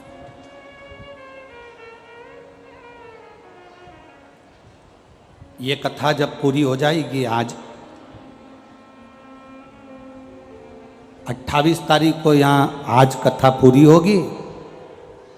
2 दिन के बाद में 1 तारीख से फिर वो कथा तिल्दा नेवरा छत्तीसगढ़ में प्रारंभ हो जाएगी। इस कथा का नाम है तप, शिव महापुराण की कथा। वहाँ जो कथा होगी उसका नाम है कावड़, शिव महापुराण की कथा। उस कथा में हमें ये समझना है कि परशुराम भगवान ने कावड़ उठाई, भगवान विष्णु ने कावड़ उठाई, भगवान ब्रह्मा ने कावड़ उठाई, पार्वती जी ने कावड़ उठाई, शरणानंद कार्तिकेय जी ने कावड़ उठाई, गणेश जी ने कावड़ उठाई, श्री हनुमंत लाल जी ने कावड़ उठाई, श्री राम जी ने कावड़ उठाई, भगवान कृष्ण ने कावड़ उठाई। उस कावड़ शिव महापुराण की कथा में हमें ये जानना है कि देवताओं ने जो कावड़ उठाई थी, स्वयं मनु और शत्रुपा ने कावड़ उठाई। उस कावड़ का महत्व क्या है? जो उसमें बांस बांधा जाता है, उस बांस का महत्व क्या है? उसमें 2 कलश लोटे बनते हैं, उसका महत्व क्या है? कावड़ लेकर जाने वाले के घर में क्या कर देना चाहिए जब कावड़ लेने जाए कि उसके घर में जिंदगी में कभी संपदा की कमी ना आए? वो कावड़ का महत्व क्या है? लोग उठाए और चल दिए कावड़ लेकर, वो नहीं, घर में ऐसी क्या चीज रखकर जाएगा कि आते से ही कावड़ का थोड़ा सा जल बचा हुआ उस पर डालेगा, तो वो सिद्धता से कम नहीं है। तो 10 किलोमीटर, 25 किलोमीटर, 50 किलोमीटर, 100 किलोमीटर चलकर गया है, चढ़ाया जल, उस जल में से थोड़ा सा जल बचाकर जो तू लाया है, वो जल किस जगह पर डलना चाहिए जिससे हमारे घर में जिंदगी में कभी धन संपदा की कमी ना आए, वैभव की कमी ना आए। वो कावड़ का महत्व समझे तो लोग। बस उठाया, मम्मी कावड़ लेकर जा रहा हूँ, पापा कावड़ लेकर जा रहा हूँ, उन्होंने भेज दिया, जाओ, मना नहीं। पर उसमें से बचा हुआ जल, एक अंश, एक चम्मच भी जल लेकर आए हो, तो वो जल किस जगह पर चढ़ना चाहिए जिससे उस कावड़, तुम 100 कदम, 100 किलोमीटर, 50 किलोमीटर, 150 किलोमीटर, 200 किलोमीटर चल के जा रहे हो, वो क्या तुम्हारे पास में होना चाहिए? किस जगह पर?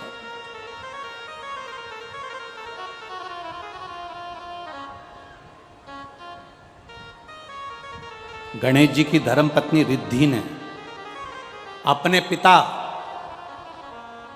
विश्वरूप जी से कहकर पहली बार जब कावड़ उठाई थी तो रिद्धि ने उस कावड़ से क्या क्या नहीं पाया था। क्या केवल अपन लोग कहते थे भगवान हमें रिद्धि सिद्धि देना, तो रिद्धि को इतना सारा बल कहां से मिला, शुभ और लाभ को इतना बल कहां से मिला, उसको हमें जानना है। इसलिए उस कथा का नाम कावड़ शिव महापुराण की कथा रखी, जो 2 बजे से 5 बजे तक है। उसको समझिए, जीवन में उसको समझ लो। लंकाधिपति रावण ने तप करा, बाणासुर ने एक बेलपत्र चढ़ाकर तप साधना का बल बढ़ाया है, अपने तप साधना को बढ़ाने का प्रयास किया बाणासुर। और बड़े तप महाराज।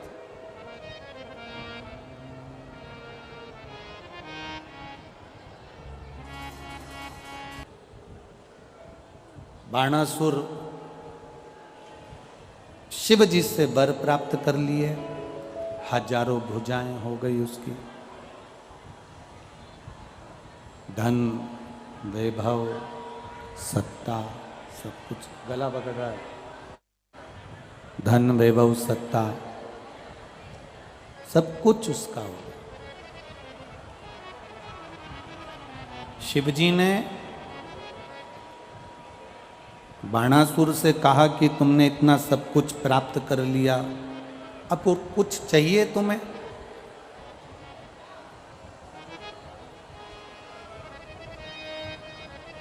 बाणासुर कहते हैं बस इतना सा और कृपा कर दो, एक दया और कर दीजिए।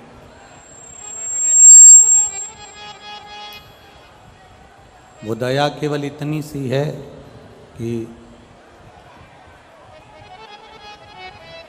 जब मैं आपको युद्ध के लिए याद करूं और मेरा कहीं पर अगर युद्ध चल रहा हो, मेरा कहीं पर अगर युद्ध चल रहा हो और मैं आपको याद करूं, तो आप मेरी ओर से युद्ध करने के लिए वहां पधारो। शिव जी ने कहा तथास्तु। और कुछ मांगना है? और कुछ चाहिए? एक वर और दे दो कि मैं कभी मरूं ना, मेरे कभी प्राण छूटे ही नहीं, मेरे कभी प्राण ना जाए, मैं अजर और अमर हो जाऊं, ये वर मुझे दे दीजिए। अब देखिए,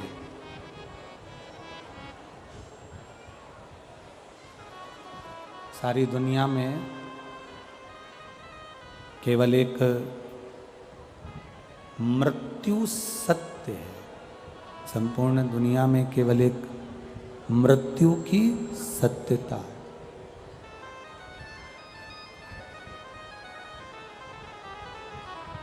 और बाणासुर कह रहे हैं कि ये मृत्यु पर मेरी विजय हो जाए, मैं अजर अमर हो जाऊं, ऐसा वर दे दो।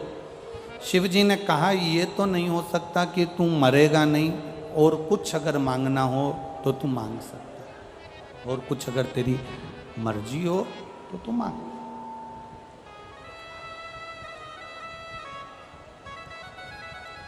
मरेगा तो ये निश्चित है कि मृत्यु निश्चित है, मौत आएगी, ये भी पक्का है। पर अगर तेरा मन कर रहा है और कुछ मांगने का तो मांग ले, तो मुझे वर दे दो, अगर मरूं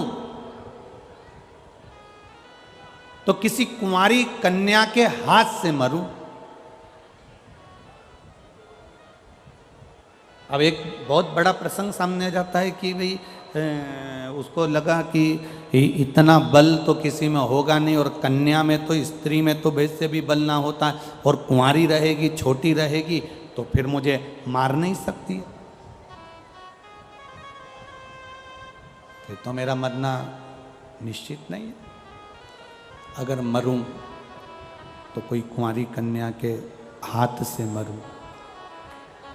तुम्हारी कन्या के हाथ से मेरे प्राण जा। ठीक है, तथास्तु, भगवान शिव ने कह दिया तथास्तु।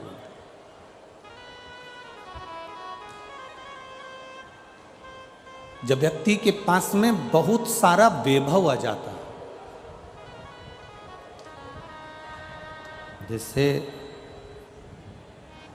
बाणासुर के पास में शंभु शंभु शंभु, बाणासुर के पास में जैसे बहुत सारे हाथ आ गए, थोड़ा डीले कम कर दो। बाणासुर के पास में बहुत सारे हाथ आ गए। अब इतने सारे हाथ आ गए कि दुनिया के लोगों को मालूम पड़ गया कि यहाँ पर इसके बहुत सारे हाथ हैं, तो कोई लड़ना ही नहीं चाहता, कोई झगड़ा ही नहीं करना चाहता।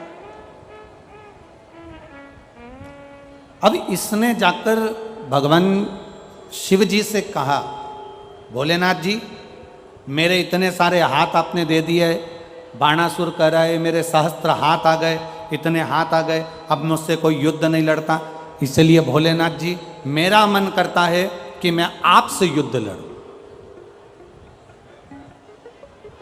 अब जिसने दिया, जिसने प्रदान किया, अब उससे युद्ध लड़ने के लिए जा।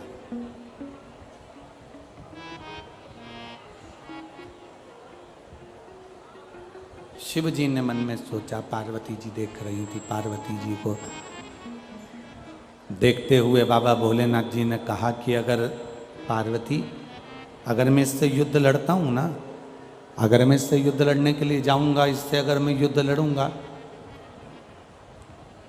और मैंने क्रोध में आकर अगर इसके हाथों को काट दिया, तो दुनिया के लोग कहेंगे कि महादेव ही ने बर दिया था और महादेव ने हाथ काट दिए। शिवजी ने बर दिया और शंकर भगवान ने काट दिया, तो ये तो दुनिया के लोग मुझ पर हंसेंगे। इसलिए भोलेनाथ जी ने कहा कि मैं इससे युद्ध नहीं लड़ सकता। तो शंकर भगवान ने कहा कि तुम चिंता मत करो, तुम मुझसे युद्ध लड़ने के लिए आए हो ना, टेंशन मत लो, समय आएगा, और समय आने पर जब द्वापर आएगा, द्वापर में जब भगवान कृष्ण पृथ्वी पर आएंगे, तब तुम कृष्ण से युद्ध लड़ोगे। और तुम्हारे हाथ बहुत ज़्यादा हैं, तुम्हारे हाथ, तुम्हें लग रहा है कि मेरे ये हाथ बहुत सारे हैं, तो मैं, कोई मुझसे युद्ध नहीं लड़ता, भगवान कृष्ण तुमसे युद्ध लड़े। समय आया, धीरे धीरे धीरे धीरे धीरे धीरे समय निकलता चलेगा, द्वापर आ गया। भगवान कृष्ण के पौत्र अनिरुद्ध को बाणासुर की कन्या उषा ने पसंद कर लिया और उस अनिरुद्ध को अपने पास में रखा। श्रीमद् भागवत में चर्चा आती है, श्रीमद् भागवत कथा में आप श्रवण करते हैं, श्रीमद् भागवत में आप सुनते हैं, क्रोध, बाणासुर के यहाँ पर जो भगवान देव अधिदेव महादेव की एक ध्वजा लगी हुई थी, वो ध्वजा खंडित हो गई। बाणासुर को लग गया कि अब युद्ध होगा कृष्ण के साथ। युद्ध लड़ने के लिए भगवान कृष्ण के सामने बाणासुर पहुंचे।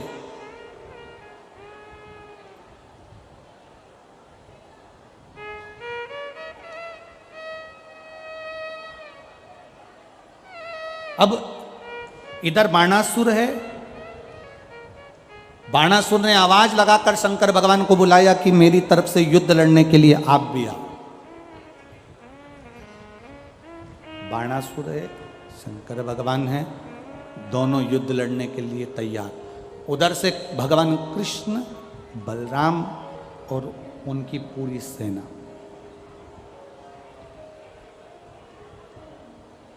भगवान शिव जी ने भगवान कृष्ण को देखा और भगवान कृष्ण ने भगवान शंकर को देखकर दोनों एक दूसरे को प्रणाम कर रहे हैं।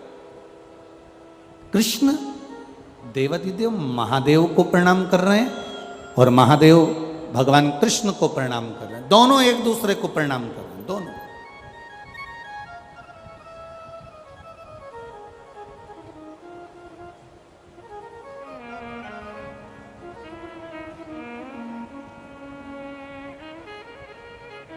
भगवान कृष्ण महादेव को प्रणाम कर रहे हैं और महादेव भगवान कृष्ण को प्रणाम कर रहे हैं, दोनों प्रणाम कर रहे हैं।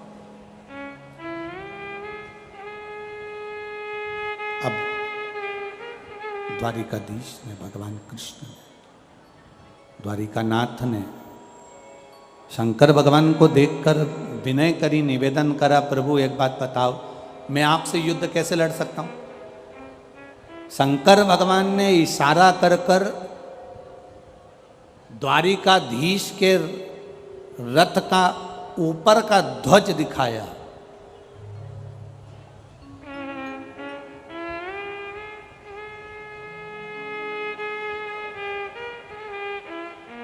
जिस ध्वज पर आगे के ओर श्री हनुमंत लाल जी विराजमान थे। अब आज जब द्वारिकाधीश आए हैं बाणासुर से लड़ने के लिए, तब रथ अर्जुन का साथ लेकर आए। उस रथ पर हनुमान जी विराजमान थे।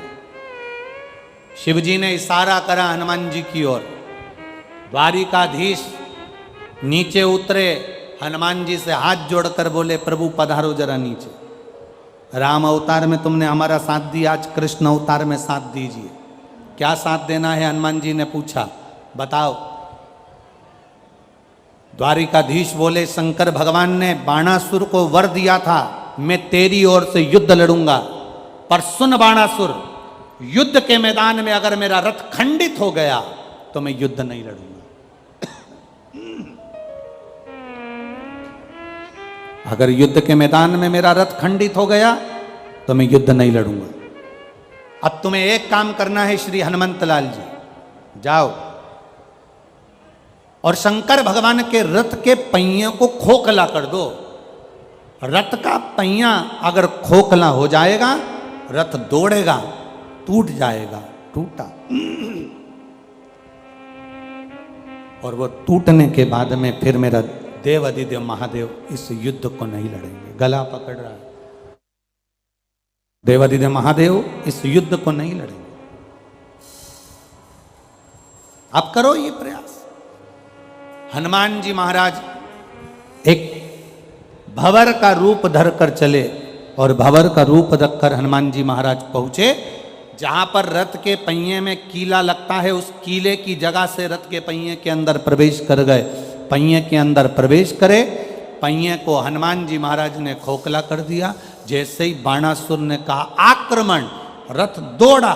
शंकर भगवान का जैसे ही रथ दौड़ा, दौड़ते से ही शिवजी के रथ के भागते ही पहिया टूट गया। टूट गया तो भोलेनाथ जी ने कहा, अब मैं युद्ध नहीं लड़ सकता, अब तुम युद्ध लड़ो।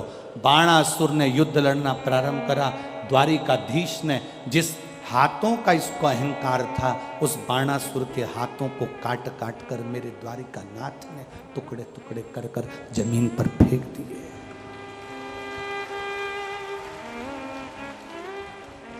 जिस अहंकार में आप अपनी जिंदगी को जियोगे, जिस अभिमान में, जिस चीज का तुमको घमंड होगा, जिस चीज का तुमको अहंकार होगा, वो सबसे पहले खींची जाती है, सबसे पहले छीनी जाती है। अब व्यक्ति को अहंकार, ये काया पाने के बाद सबसे ज्यादा व्यक्ति को अहंकार जिस जिस चीज का आता है वो चीज उससे छुड़ा ली जाती है। इन दांतों को अहंकार रहता है, मैं काट लूंगा, मैं खा जाऊंगा, मैं काट लूंगा, खा जाऊंगा। मरने से पहले सबसे पहले यही निकल के सोफा सेट बाहर हो जाता। काया का अहंकार रहता है, मैं कितनी सुंदर, दिन भर दर्पण और सुंदर। मरने से पहले ये काया भी बेकार हो जाती है। बाल का अहंकार होता है तो सीवर वाले महाराज के भी चले गए।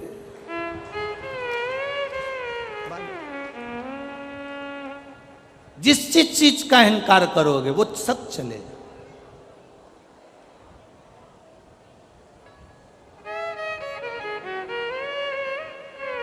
धन का अहंकार करा, धन चले गया। सत्ता का अगर अहंकार करोगे, सत्ता चली जाएगी। वैभव का यदि अभिमान करोगे तो वैभव चले जाएगा, और अगर तुम धन का अहंकार करोगे तो वो धन भी तुम्हारे पास से चला जाएगा। ये अभिमान तुम्हारे पास में अगर है तो वो परमात्मा को आने में नहीं, परमात्मा को आने ही नहीं देता। अहम, बाणासुर को अहंकार था अपनी भुजाओं का, बाणासुर का अहंकार था अपने हाथों का। भगवान ने सबसे पहले हाथों को काट दिया। सुदर्शन उठाया मेरे द्वारिकाधीश ने, और सुदर्शन उठाकर द्वारकानाथ बाणासुर का शीश काटने वाले थे, तो शंकर भगवान ने उधर से इशारा कर दिया, द्वारिकानाथ शीश मत काट देना। द्वारिकानाथ ने पूछा, भोलेनाथ आप मुझे इस बाणासुर का सिर काटने से रोक रहे, ये आपका शिष्य है इसलिए? शंकर भगवान कह रहे हैं शिष्य है इसलिए नहीं, मैं आपको सिर काटने के लिए इसलिए रोक रहा हूं क्योंकि आपने प्रहलाद को वचन दिया था कि तेरी 18 पीढ़ी में मैं किसी को नहीं मारूंगा, और ये बाणासुर प्रहलाद की 18 पीढ़ी के अंदर है, इसलिए तुम इसको मार नहीं सकते।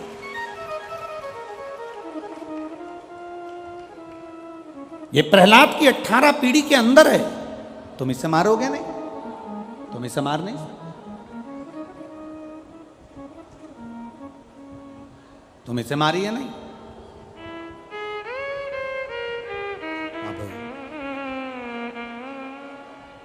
द्वारिकानाथ ने अपने सुदर्शन चक्र को वापिस लिया, द्वारिकाधीश ने अपने सुदर्शन चक्र को वापिस लिया,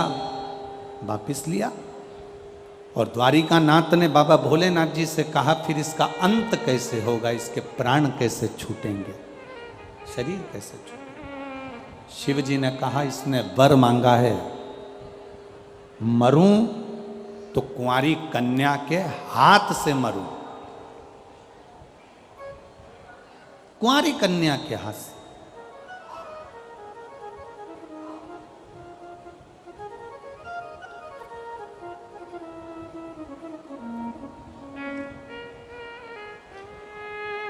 अगर ये मरेगा तो कुंवारी कन्या के हाथ से मरेगा। तुम रुको, अभी समय आएगा। बाणासुर के अब केवल 2 हाथ बचे हैं, बाकी के सारे हाथ कट कर गिर गए, क्योंकि अभिमत्ता में आ गया था, अहंकार में आ गया था, और अहमता में आने के कारण इसका सब कुछ चले जाता, सब कुछ। अहंकार में आने के बाद, अभिमत्ता में आने के बाद, अहमता में आने के बाद में बाणासुर के हजारों हाथ कट कर गिर गए, केवल 2 हाथ बचे। जब व्यक्ति के पास में अहमता रहती है, अहंकार रहता है, तब तक वो किसी को नहीं गिनता।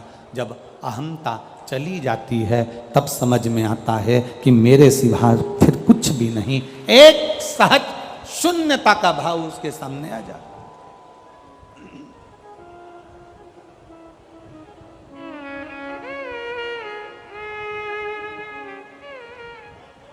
एक शून्यता का भाव।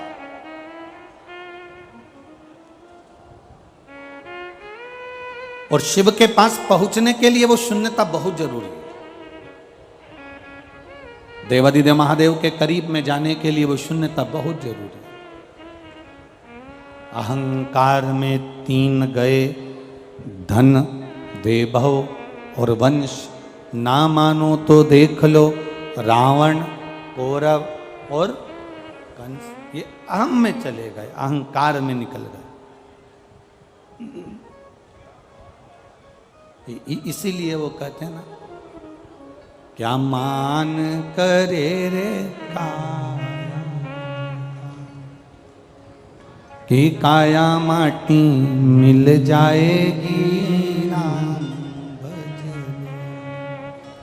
राम भज ले हरि का नाम भज ले, कहीं तो राम मिल जाएंगे। राम क्या मान करे रे दौलत, वो दौलत माटी मिल जाएगी। क्या मान करे रे बेटे का, पड़ोसी बेटा बन जाएंगे राम। क्या मान करे रे बेटी का, ओ बेटी जमाई ले जाएंगे। ये शरीर जो मिला है भगवान की भक्ति का जो मूल तत्व प्राप्त हुआ है, शंकर भगवान की अविरल भक्ति का जो आनंद, गला पकड़ रहा है माइक, भगवान शिव की भक्ति का जो एक रस तत्व हमें प्राप्त हुआ है।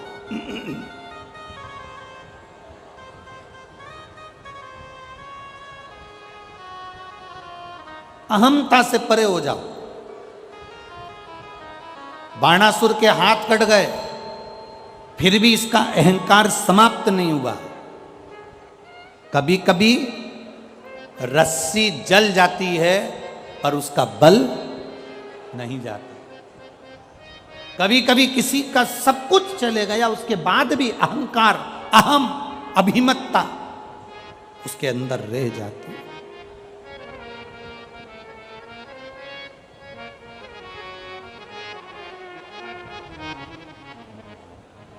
वैभव गया, सत्ता गई, राजपाट गया, उसके बाद भी अहंकार उसके अंदर, अहम। बाणासुर ने अपने क्षेत्र में जितने भी, बाणासुर के क्षेत्र के अंदर जितने भी, बाणासुर को मालूम था मेरी मृत्यु कुंवारी कन्या के हाथ से होगी, तो बाणासुर के क्षेत्र में जितनी कन्याओं का जन्म होता था, बाणासुर के क्षेत्र में जितनी कन्या जन्म लेती थी, बाणासुर उन कन्याओं को मारने का प्रयास कर देता था। एक बहुत ध्यान देने वाला विषय है ये।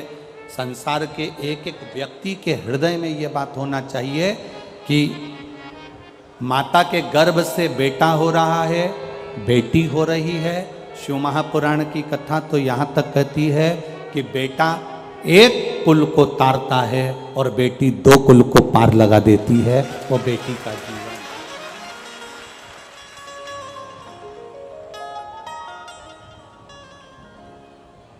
गर्भ में आने वाली बेटियां, गर्भ में आने वाली संतान, गर्भ से जन्म लेने वाली बेटियां, अगर इस गर्भित बेटी को, शिव महापुराण की कथा कहती है, गर्भ में रहने वाली बेटी को जो गर्भ में मरवा देता है, भ्रूण हत्या करवा देता है, गर्भस्थ कन्या को या कुंवारी अवस्था में उस बच्ची पर कोई गलत प्रहार करता है, छोटी सी कन्या पर गलत दृष्टि देता है, छोटी सी कन्या के साथ अगर कोई गलत कर्म करता है, शिव महापुराण की कथा कहती है कि उस व्यक्ति को बार बार पृथ्वी पर जितनी बार वो जन्म लेगा, जितनी बार वो जन्म लेगा, उतनी बार उसको अधोगति में तड़प तड़प कर, रोग ग्रसित होकर मरना ही पड़ता है। ग्रसित होकर।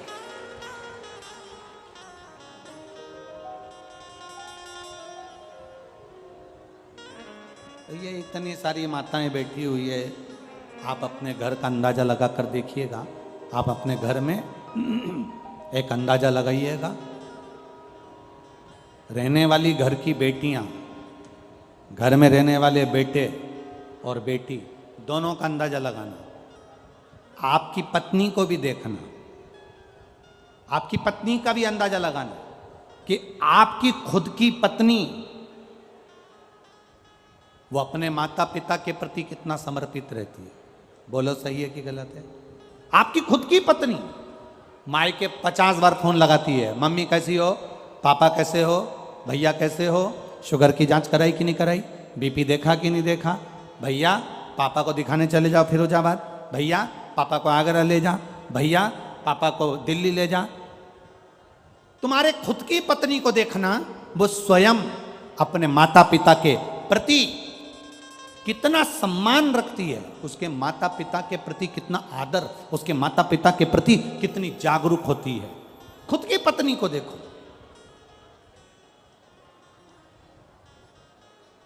इसलिए निवेदन है, अगर तुम्हारे घर में बेटा जन्म ले रहा है तो समझ लो तुम भाग्यशाली हो, पर तुम्हारे घर में अगर बेटी जन्म ले रही है तो तुम समझ लेना कि सौभाग्यशाली हो, सौभाग्यशाली।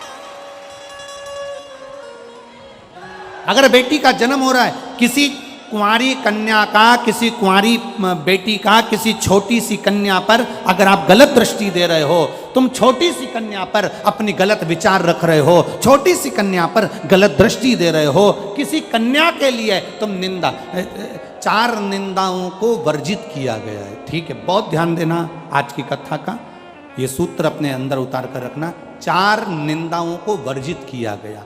एक, सौभाग्यवती नारी, सुहागिन स्त्री, मांग में सिंदूर भरी हो, गले में मंगलसूत्र हो, हाथ में चूड़ा हो, पांव पैजनियां हो, किसी के घर की भी वो स्त्री हो, किसी के घर की भी वो नारी हो, वो किसी के घर की अगर मांग में सिंदूर भरी है, मंगलसूत्र पहनी है, चूड़ी पहनी है, बिछुड़ी पहनी है, सौभाग्यवती नारी की कभी निंदा नहीं करना चाहिए।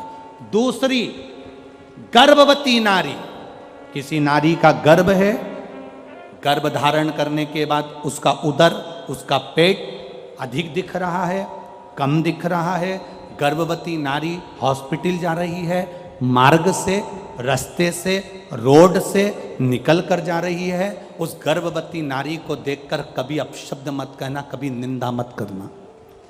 4 निंदाओं को वर्जित बताया है कि 4 निंदा करने वाले व्यक्ति की दशा क्या होती है, वो भी आपको वर्णन कर रहा है। पहली, सौभाग्यवती नारी।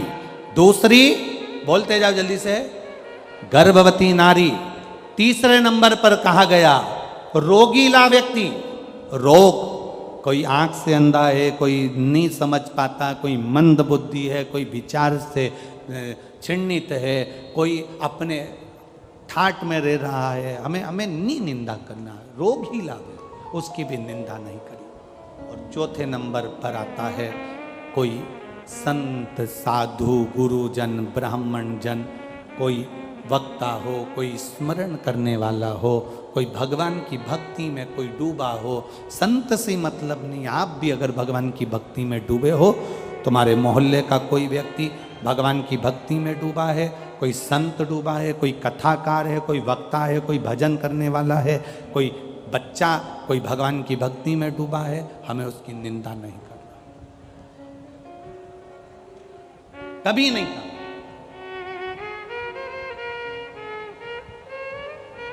आज के जमाने में व्यासपीठ पर बैठकर लोग एक दूसरे की निंदा करते रहते हैं, कई लोग, और वहां सुनने वाले भी बैठे रहते हैं। उस समय पर खड़े होकर बोलना चाहिए आपको कि महाराज जी, हम यहां निंदा सुनने नहीं आए, हम यहां भगवान की कथा सुनने के लिए आए। व्यासपीठ पे बैठकर लोग दिन भर निंदा करते हैं, उस महाराज जी ने ऐसा बोला तो उसकी निंदा कर दी, उस महाराज जी ने ऐसा बोला तो उसकी निंदा कर दी। हम 3 घंटे का समय निकालकर अपने घर से चलकर कथा को सुनने के लिए आए हैं, किसी कथाकार की या किसी वक्ता की या किसी संत की निंदा सुनने के लिए नहीं आए। आप संत की बड़ाई करिए, संत का व्याख्यान करिए, पर निंदा ना करिए। निंदा नहीं श्रवण करना, हमें अपनी भक्ति में, ये शिव महापुराण की एक अलग आनंद था। इस व्यासपीठ ने आज तक किसी की निंदा का क्रम ही नहीं करा। वो भगवत भजन जितना कर सकते हो, जितना स्मरण कर सकते हो, जितनी भक्ति कर सकते हो, जितना शिव तत्व को अपने अंदर उतार सकते हो उतना उतारो, जितना शंकर को अपना बना सकते हो उतना बना लो। ये कथा हमेशा बस शिव को पाने का तरीका बताती रही है। ये कथा कभी निंदा को करने के लिए जागरूक ही नहीं होती, क्योंकि समय नहीं है इतना। कल आपको कथा में कहा था कि ये कथा में इतना है कि इसको बोले जाएं तो कम पड़ता है। इसीलिए तो आपने देखा होगा बहुत सारी कथाएं होती हैं जिसमें कथा के अंदर 2, 3, 4 भजन आ जाते हैं। पर आपने टीवी पर भी देखा होगा केवल एक ये कथा शिव पुराण की ऐसी होती है जिसमें भूल से 1 आध भजन आ जाता है, और कभी कभी बाबा की कृपा हो जाए तो 2 भजन हो जाते हैं, नहीं तो भजन ही नहीं आता। कथा इतनी विस्तार, शिव तत्व को हम कैसे पाएं, शंकर को अपना कैसे बनाएं, शंकर को पाने का तरीका क्या हो सकता है, बेलपत्री का गुण क्या हो सकता है, जल की महत्वता क्या हो सकती है, उसको पाने का तरीका हम ढूंढें। निंदा करने के लिए व्यासपीठ नहीं होती कि आप बैठ गए और उस महाराज की निंदा कर दी, वो महाराज की निंदा कर दी, उसके लिए बोल दिया, उसके लिए ना ना ना ना। भक्ति का बल कैसे बढ़ाया जाए, भक्ति के बल को कैसे बढ़ाए, शिव तत्व को कैसे बढ़ाए।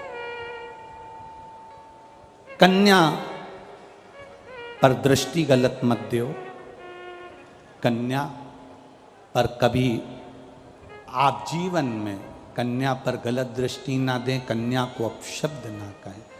बाणासुर को मारने के लिए माता पार्वती जी ने एक छोटी सी कन्या का रूप धारण करा और स्वयं माता पार्वती कुंवारी कन्या बनकर बाणासुर का संहार कर दिया और कहकर मारा, बाणासुर सुन ले बाणासुर, ये तेरी गति जो बिगड़ी है ना, ये तेरे कर्म से बिगड़ी है। तूने कन्या का आदर नहीं करा, उसको गर्भ में मरवा दिया, तूने कन्या जन्म ली तो उस पर गलत दृष्टि दे दी, ये तेरे कर्म के अनुसार तुझे भोगना पड़ा। बाणासुर के प्राण छूट गए। 12 ज्योतिर्लिंग का स्मरण कर रहा है, शिव महापुराण वर्णन कर रही है। सोमनाथ जी का वर्णन करा, चंद्र को काया का रोग हुआ, बाबा देवाधिदेव महादेव ने काया के रोग से मुक्त किया। आगे वर्णन आया श्री मल्लिकार्जुन का, भगवान षडानंद कार्तिकेय जी रुष्ट होकर चले गए, जिनको मनाने के लिए भगवान शंकर पार्वती जी ने उनको मनाया।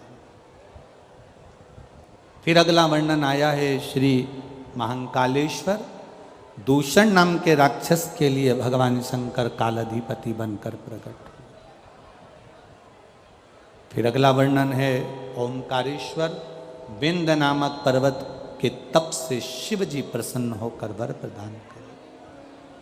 फिर अगला वर्णन है भीमाशंकर, अगला वर्णन है केदारेश्वर, नर नारायण तप करके शिव जी को प्राप्त करे।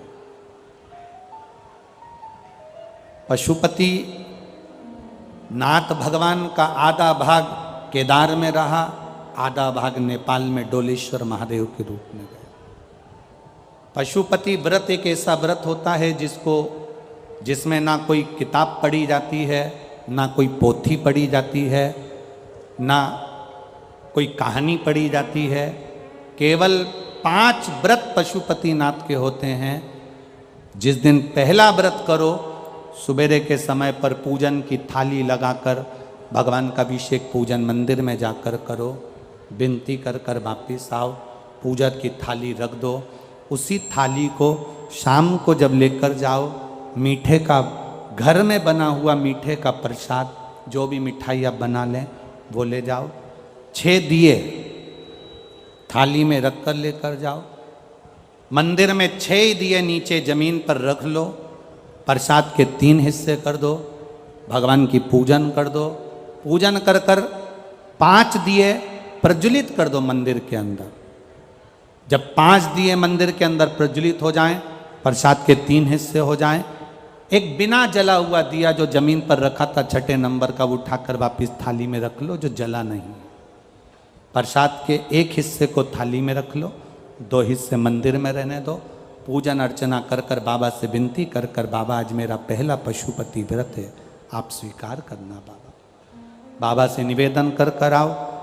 घर पर आने पर जो 6ठे नंबर का दीप है वो घर की ओर मुख कर कर, घर के दरवाजे के सीधे हाथ, आप अंदर जा रहे हैं तो आपका सीधे हाथ की ओर बैठकर घर की ओर मुख कर कर पशुपतिनाथ भगवान का स्मरण कर कर दीप प्रज्वलित करो।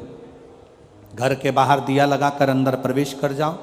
जो प्रसाद का 1 हिस्सा है, भोजन करने से पहले वो प्रसाद का 1 हिस्सा पहले खाओ, फिर भोजन करो। प्रसाद का जो हिस्सा है उसमें से किसी को नहीं देना है, वो प्रसाद का हिस्सा केवल आपको पाना, क्योंकि प्रसाद के हिस्से में से अगर हम किसी को देंगे तो फिर वो 4 या 5 हिस्से हो जाते हैं, तो उसका भाव खत्म हो जाता है। इसलिए उसको स्वयं खाएं। 5 व्रत पूरे हों, बीच में कहीं जाना पड़ जाए, कोई व्रत पड़ जाए जिसको तुम करती आई हो और वो सोमवार के दिन पड़ गया, तो फिर पशुपति व्रत मत करो, पहले वाला व्रत कर लो जो करती हुई आई हो। इस व्रत को अगले सोमवार कर लो। रजस्वला धर्म बीच में आ गया, छोड़कर अगला व्रत कर लो। करना 5 ही व्रत है। 5वां व्रत वापिस आए, भगवान की जैसी आराधना रोज करी हर सोमवार वैसी करो। एक श्रीफल लेकर जाओ, कुछ भेंट लेकर जाओ, बाबा के चरणों में समर्पित करो। 108 चावल का दाना या पत्ती या फूल की पत्ती या बेलपत्र आदि जो भी तुम बाबा को समर्पित करना चाहते हो वो चढ़ा दो। विनती करो, बाबा आज मेरा 5वां व्रत हो रहा है।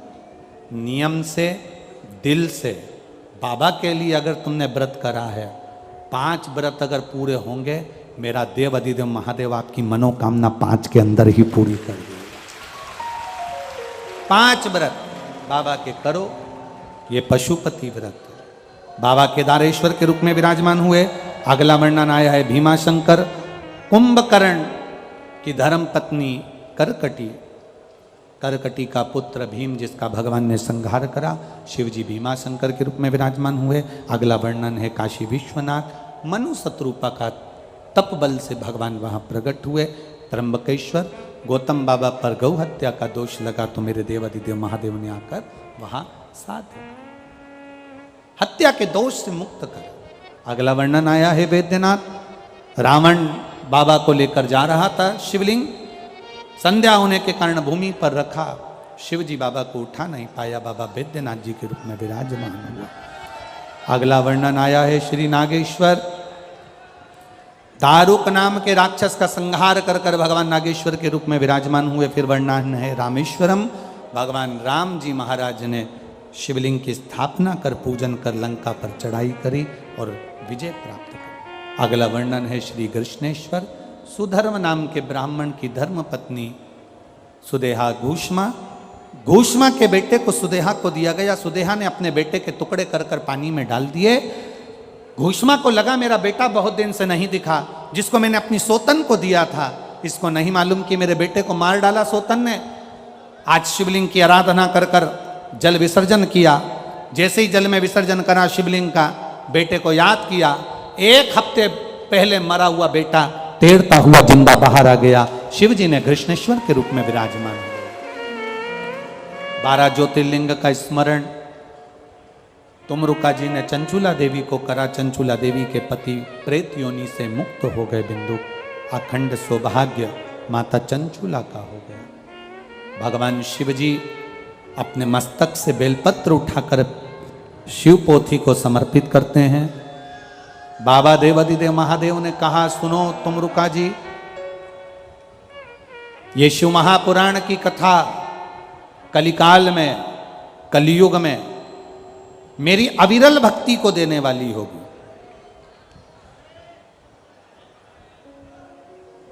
ऐसा कोई फल ना होगा जिसको ये शिव महापुराण ना दे सके। विराम की बेलपत्र कुबेर का भंडार भरने वाली होगी। बाबा ने विनय कर बेलपत्र पोथी को समर्पित करी। शिव बाबा बड़े आनंद के साथ पोथी को मस्तक पर लिए नमन कर चले। शिव महापुराण की कथा